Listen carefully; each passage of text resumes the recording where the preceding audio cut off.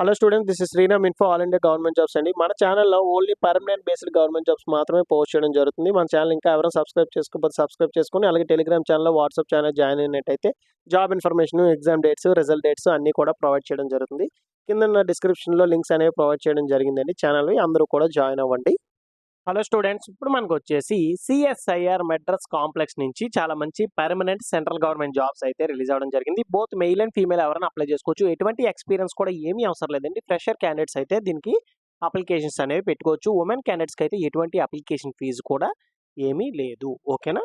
ఏ state నుండి అయినా సరే దీనికి అప్లికేషన్స్ అనేవి పెట్టుకోవచ్చు. ఇది వచ్చేసి మనకి సిఎస్ఐఆర్ మెడ్రాస్ కాంప్లెక్స్ వాళ్ళది అఫీషియల్ వెబ్సైట్. ఇందులో మీకు ఇక్కడ కెరియర్స్ అని ఉంటుందండి. దీని మీద క్లిక్ చేయండి. క్లిక్ చేసినట్టయితే మీకు పేజ్ ఇలా ఓపెన్ అవుతుంది. ఇందులో కిందకి స్క్రోల్ చేసుకున్నట్టయితే applications are invited from the young and dynamic candidates అని చెప్పేసి ఫస్ట్లో మీకు ఉంటుందన్నమాట. ఇది చెన్నై నుంచి రిలీజ్ అయింది. మీకు లొకేషన్ పోస్టింగ్ కూడా మీకు చెన్నైలోనే ఉంటుందండి. దీనికి ఇక్కడ మనకి జాబ్ ఓపెనింగ్ డేట్ చూసుకున్నట్టయితే 17th ఏప్రిల్ అయితే స్టార్ట్ అయిందండి. క్లోజింగ్ డేట్ వచ్చేసి 19th మే లోపు మీరు అప్లై చేసుకోవాల్సి ఉంటుందన్నమాట. ఇక్కడ డీటెయిల్ నోటిఫికేషన్ ఉంటుంది. దాని మీద క్లిక్ చేయండి. క్లిక్ చేసినట్టయితే మీకు నోటిఫికేషన్ అనేది ఇట్లా డౌన్లోడ్ అవుతుంది. ఈ నోటిఫికేషన్లో ఇంపార్టెంట్ పాయింట్స్ అనేవి అన్నీ కూడా మీకు చాలా క్లియర్గా ఎక్స్ప్లెయిన్ చేస్తాను. మీరు వీడియో అక్కడ స్కిప్ చేయకుండా లాస్ట్ వరకు చూడండి. ఎటువంటి డౌట్స్ ఉన్నా సరే కింద కామెంట్ బాక్స్లో కామెంట్ చేయండి. మీకు ఖచ్చితంగా నేనైతే రిప్లై ఇస్తాను. లేదు అనుకుంటే కాల్ మీ ఫర్ యాప్ నుంచి ఎలా కాల్ చేయాలి ఏంటో కూడా ఒక వీడియో కూడా చేసి పెట్టి కింద డిస్క్రిప్షన్ ఇచ్చాను.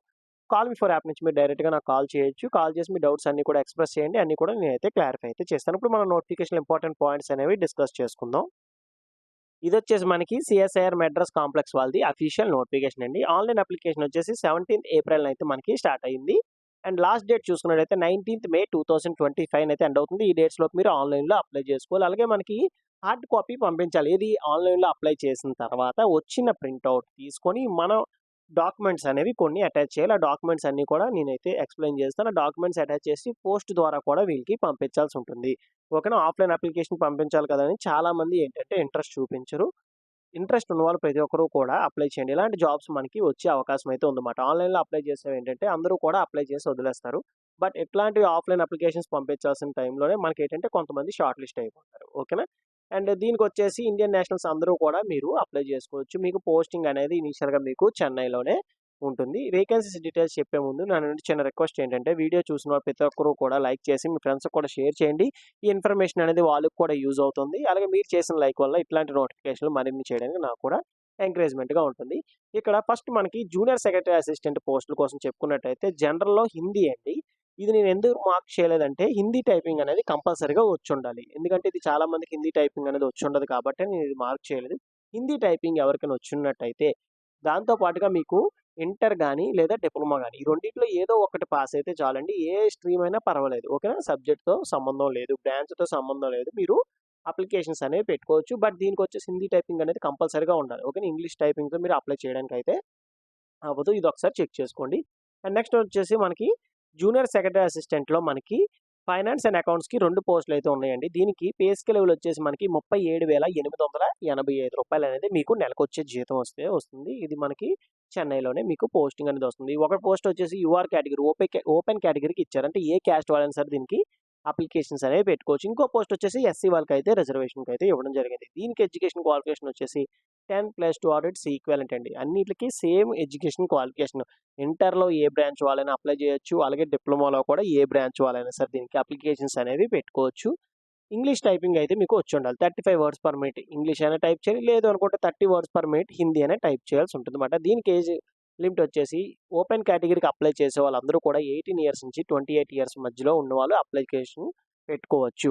అలాగే మనకి ఎస్సీ వాళ్ళకి ఇక్కడ ఒక రిజర్వేషన్ ఇవ్వడం జరిగింది కదా. Age relaxation as per government rule ప్రకారంగా 18 ఇయర్స్ నుంచి 33 ఇయర్స్ వరకు కూడా వీలైతే అప్లికేషన్స్ అనేవి పెట్టుకోవచ్చండి. ఓకేనా? ఇది మనకి ఏజ్ లిమిట్ ఫైనాన్స్ అండ్ అకౌంట్స్కి. అండ్ నెక్స్ట్ వన్ వచ్చేసి మనకి స్టోర్స్ అండ్ పర్చేజ్కి మనం చూసుకున్నట్టయితే సేమ్ శాలరీ 37,885 రూపీస్ అయితే ఇవ్వడం జరుగుతుంది. ఒకటే పోస్ట్ ఉంది. ఆ ఒక పోస్ట్ కూడా ఈడబ్ల్యూఎస్ వాళ్ళకి అయితే ఇవ్వడం జరుగుతుంది. ఏజ్ లిమిట్ వచ్చేసి 18 ఇయర్స్ నుంచి 28 ఇయర్స్ వరకు కూడా అప్లికేషన్స్ అనేవి పెట్టుకోవచ్చు. అండ్ దీనికి ఎడ్యుకేషన్ క్వాలిఫికేషన్ వచ్చేసి 10+2 ఆడిట్స్ ఈక్వాలెంట్ అంటే సేమ్ అండి. ఇంటర్లో ఏ బ్రాంచ్ వాళ్ళని ఎంపీసీ, బైపీసీ, వొకేషనల్ కోర్స్ ఎవరైనా అప్లై చేసుకోవచ్చు. అలాగే డిప్లొమాలో సివిల్ ఇంజనీరింగ్ కానీ, ఆటోమొబైల్ ఇంజనీరింగ్ కానీ, కెమికల్ ఇంజనీరింగ్ కానీ, మెకానికల్ కానీ, సివిల్ కానీ, త్రిబుల్ ఈ కానీ, ఈసీ కానీ, సిఎస్సి కానీ ఎనీ డిపార్ట్మెంట్ ఎవరైనా సరే అప్లికేషన్స్ అనేవి పెట్టుకోవచ్చు. అండ్ లాస్ట్ వన్ వచ్చేసి జూనియర్ స్టెనోగ్రాఫర్ అండి. దీనికి వచ్చేసి 4 పోస్టులు అయితే ఉన్నాయి. 4 కూడా ఎలా డివైడ్ చేశారొచ్చి అంటే మనకి 3 పోస్టులు వచ్చేసి ఓపెన్ కేటగిరీకి అయితే ఇవ్వడం జరిగింది. అంటే ఏ క్యాస్ట్ వాళ్ళైనా సరే దీనికి అప్లికేషన్స్ అనేవి పెట్టుకోవచ్చు. ఇంకొక పోస్ట్ వచ్చేసి ఓబీసీ వాళ్ళకైతే ఇవ్వడం జరిగింది. రూ. 51,408 అనేది మీకు నెలకొచ్చే జీతం అండి. ఇది కూడా మనకి చెన్నైలోనే ఉంటుంది. దీనికి ఎడ్యుకేషన్ క్వాలిఫికేషన్ కూడా సేమ్ అండి. ఓకేనా. ఇంటర్‌లో ఏ బ్రాంచ్ వాళ్ళైనా అప్లికేషన్స్ అనేవి పెట్టుకోవచ్చు. అలాగే డిప్లొమాలో కూడా ఏ బ్రాంచ్ అయినా సరే అప్లికేషన్స్ అనేవి మీరు పెట్టుకోవచ్చు. బట్ దీనికొచ్చేసి స్టెనోగ్రాఫర్ ప్రొఫిషియన్సీ అనేది వచ్చుండదు. ఓకేనా. అది చూసుకోండి. ఏజ్ లిమిట్ వచ్చేసి 18 ఇయర్స్ నుంచి 27 ఇయర్స్ వరకు కూడా అప్లికేషన్స్ అనేవి పెట్టుకోవచ్చు. ఓబీసీకి ఒక పోస్ట్ ఇవ్వడం జరిగింది కాబట్టి ఓబీసీ ఏజ్ రిలాక్సేషన్ 3 ఇయర్స్ కాబట్టి 18 ఇయర్స్ నుంచి 30 ఇయర్స్ వరకు కూడా వీళ్ళు అప్లికేషన్స్ అనేవి పెట్టుకోవచ్చు. ఇక్కడ బెనిఫిట్స్ చూసుకున్నట్టయితే మీకు డీఏ అని, హెచ్ఆర్ఏ అని, ట్రాన్స్‌పోర్ట్ అలవెన్స్ అని, మెడికల్ అని, లీవ్ ట్రావెల్ అలవెన్సెస్ అని, నెక్స్ట్ చిల్డ్రన్ ఎడ్యుకేషన్ అని, సెంట్రల్ గవర్నమెంట్ ఎంప్లాయీస్‌కి ఎట్లాంటి అలవెన్సెస్ అనేవి ఉంటాయో అన్ని అలవెన్సెస్ కూడా మీకు ఉంటాయి. హౌస్ బిల్డింగ్ అడ్వాన్స్ అని చెప్పేసి, అలాగే మీకు పర్సనల్ కంప్యూటర్ ఉంటే దానికి కూడా మీకు ప్రతి దానికి కూడా అలవెన్సెస్ అనేవి ప్రొవైడ్ చేయడం జరుగుతుంది. అండ్ నెక్స్ట్ అదర్ కండిషన్స్ చూసుకున్నట్టయితే Indian citizens both male and female ఎవరైనా అప్లికేషన్స్ అనేవి పెట్టుకోవచ్చు. సెల్ఫ్ అటాచ్డ్ కాపీస్ అన్నీ కూడా అటాచ్ చేయాలి. అది మీకు లాస్ట్‌లో ఎక్స్‌ప్లెయిన్ చేస్తాను. Candidates have to separate for each post. అంటే ఏంటంటే మీరు మల్టిపుల్ అప్లికేషన్స్ అనేవి పెట్టుకోవచ్చు. ఒకే ఎడ్యుకేషన్ క్వాలిఫికేషన్ ఇక్కడ మనం చూసుకున్నట్టయితే 3 పోస్టులకు కూడా సేమ్ ఎడ్యుకేషన్ క్వాలిఫికేషన్. స్టెనోగ్రాఫర్‌కి నేను అప్లై చేస్తాను. ఫైనాన్స్ అండ్ అకౌంట్స్‌కి నేను అప్లై చేస్తాను. స్టోర్స్ అండ్ పర్చేస్‌కి కూడా నేను అప్లై చేస్తాను. అలా మీరు అప్లికేషన్స్ అనేవి పెట్టుకోవచ్చు. బట్ సెపరేట్‌గా మీరు అప్లై చేయాల్సి ఉంటుంది. సెపరేట్‌గా ఆఫ్‌లైన్‌లో కూడా వీళ్ళకి ఏదైతే పోస్ట్ ద్వారా పంపించాల్సి ఉంటుందో అది కూడా మీరు పంపించాల్సి ఉంటుందని ఇచ్చారు. ఇక్కడ మనకి ఇది మీడియం ఆఫ్ ఎగ్జామినేషన్ అండి. ఇంగ్లీష్ అండ్ హిందీలో ఉంటుంది. మీరు ఇంగ్లీష్‌లో కావాలంటే ఇంగ్లీష్‌లో రాయొచ్చు. హిందీలో కావాలంటే హిందీలో రాయొచ్చు. ఏదైతే మనకి టైపింగ్ టెస్ట్ ఉంటుందో అది. నెక్స్ట్ ఎగ్జామినేషన్ కూడా. మనకి ఇక్కడ మోడ్ ఆఫ్ సెలక్షన్ చూసుకున్నట్టయితే ఫస్ట్ స్క్రీనింగ్ కమిటీ ఉంటుంది. మీరు పెట్టిన ప్రతి అప్లికేషన్ అనేది స్క్రీనింగ్ కమిటీ వెరిఫై చేస్తారు. ఫోటో, సిగ్నేచర్, నెక్స్ట్ మొత్తం అన్నీ మీ డాక్యుమెంట్స్, మీ ఎడ్యుకేషన్ రిలవెంట్‌గా ఉందా లేదా అన్నీ చూసి, దాని తర్వాత మీకు రిటన్ ఎగ్జామ్‌కి అడ్మిట్ కార్డ్స్ అనేవి ప్రొవైడ్ చేస్తారు. ఓకేనా. ఇక్కడ మనకి ఒక 30% మెంబర్స్ అనేది షార్ట్ లిస్ట్ అయిపోతారు. ఎందుకంటే ఒకటంటే మీరు బ్లర్ ఫోటో గాని, లేదంటే సిగ్నేచర్ చేయడం మర్చిపోవడం గాని, ఎందుకంటే ఆఫ్‌లైన్‌లో మనం వీళ్ళకి పోస్ట్ ద్వారా పంపించినప్పుడు 1కి 2 సార్లు చూసుకొని మనం అయితే వాళ్ళకి పంపించాల్సి ఉంటుంది. నెక్స్ట్ ప్రొఫిషియన్సీ టెస్ట్ ఉంటుంది. అంటే టైపింగ్ టెస్ట్ అండి. ఓకేనా. మీకు సిలబస్ అనేది లాస్ట్‌లో మీకు ఎక్స్‌ప్లెయిన్ చేస్తాను. Age relaxation as per government rule ప్రకారంగా వర్తిస్తుంది. బట్ ఇక్కడ మనకి ఓపెన్ కేటగిరీకి ఉన్న పోస్టులకి ఎస్సీ, ఎస్టీ, ఓబీసీ వాళ్ళు అప్లై చేసినట్టయితే వాళ్ళకి ఏజ్ రిలాక్సేషన్ అనేది కన్సిడర్ అవ్వదు అని చెప్పి మనకి ఇక్కడ ఇవ్వడం జరిగింది. పీడబ్ల్యూడీకి 10 ఇయర్స్ ఏజ్ రిలాక్సేషన్ అయితే ఉంటుంది. అలాగే అప్లికేషన్ ఫీజ్ వచ్చేసి జనరల్, ఓబీసీ అండ్ ఈడబ్ల్యూఎస్ వాళ్ళకి వచ్చేసి రూ. 500 అనేది application fee. Credit card, debit card, UPI payments ద్వారా మీరు పే చేయొచ్చు. ఇదిగోండి ఇక్కడ మనకి bank account number, IFSC code చాలా క్లియర్‌గా ఇచ్చారు. అండ్ నెక్స్ట్ వచ్చేసి మనకి SC, ST, women, ex service man, PWD, CSIR ఎంప్లాయీస్‌కి ఎటువంటి అప్లికేషన్ ఫీజ్ అయితే ఏమీ లేదు. ఇదిగోండి ఇక్కడ ఆల్ కేటగిరీ ఉమెన్స్. ఓకేనా. ఓబీసీలో అయినా, ఈడబ్ల్యూఎస్‌లో అయినా, జనరల్‌లో అయినా ఉమెన్స్ ఎటువంటి అప్లికేషన్ ఫీజ్ అయితే ఏమీ పే చేయాల్సిన అవసరం లేదు. రిటన్ ఎగ్జామ్ ఎక్కడుంటుందంటే చెన్నైలో ఉంటుందండి మనకి. ఓకేనా. రిటన్ ఎగ్జామ్, స్కిల్ టెస్ట్ అన్నీ కూడా మనకి చెన్నైలోనే కండక్ట్ చేయడం జరుగుతుంది. ఇది ఎలా అప్లై చేయాలంటే ఆన్‌లైన్‌లో అప్లై చేయాలి. 17థ్ ఏప్రిల్ నుంచి 19థ్ మే వరకు మనకైతే టైం ఉంటుంది. డిస్క్రిప్షన్‌లో లింక్స్ అన్నీ కూడా మీకు ప్రొవైడ్ చేస్తాను. దాని ద్వారా మీరు ఆన్‌లైన్‌లో అప్లై చేసి వచ్చిన ప్రింటౌట్ తీసుకొని అది మీరు పోస్ట్ ద్వారా పంపించాల్సి ఉంటుంది. వ్యాలిడ్ ఈమెయిల్ ఐడీ ఇవ్వాల్సి ఉంటుంది. ఎందుకంటే ఫర్దర్‌గా మీకు ఏమైనా కమ్యూనికేట్ చేయాలన్నా ఈ మెయిల్ ఐడీతోనే మీకు కమ్యూనికేట్ అయితే చేస్తారు. ఇక్కడ మనకు చూడండి వచ్చిన అప్లికేషన్‌ని ఎలా పంపించాలి, ఏంటి పోస్ట్ ద్వారా అని చెప్పి క్లియర్‌గా ఇచ్చారు. మనకు ఆన్‌లైన్‌లో అప్లై చేసిన తర్వాత వచ్చిన అప్లికేషన్ ప్రింటౌట్ తీసి కిందన సిగ్నేచర్ చేయాలి. సెల్ఫ్ అటాచ్డ్ అంటే కిందన సిగ్నేచర్ చేస్తే అదే self attached. And next me mark sheet and age proof కింద మీరు 10థ్ క్లాస్ మార్క్ లిస్ట్ పెడతారు. లేదా ఏజ్ ప్రూఫ్ కింద మీకు ఏదైతే డేట్ ఆఫ్ బర్త్ సర్టిఫికేట్ ఉందో అది మీ దగ్గర ఉంటే అది కూడా పెట్టొచ్చు.